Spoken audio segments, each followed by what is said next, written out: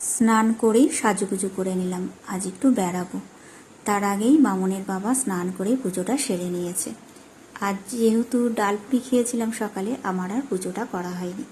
তারপরে সোজা চলে এলাম রান্নাঘরের দিকে।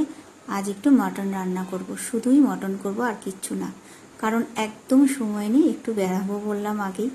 তো প্রথমে এখানে মটনটাকে আমি 15-20 মিনিট ধরে ম্যারিনেট করে রেখে দিয়েছিলাম।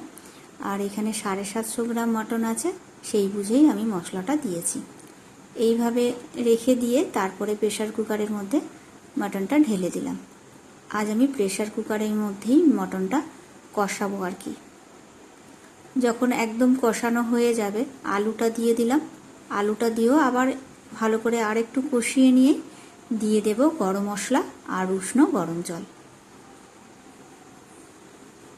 এইভাবে মটনটা খেতে ভালোই লাগলো, খুব তাড়াতাড়ি ছিল, হয়েও গেল খুব তাড়াহুড়ো করে। তারপর একটু উষ্ণ গরম জল দিয়ে 4টে সিটি দিয়ে নামিয়ে নিয়েছিলাম। তারপরে একটু বেরিয়েছিলাম, বাড়ি ফিরে এই যে খাবার নিয়ে বসে গেছি। সবাইকে খেতে দিয়ে আমিও খেতে বসে গেলাম। তোমাদের সাথে কাল আবার একটা নতুন ভিডিওতে দেখা হবে, অনেক কথা হবে।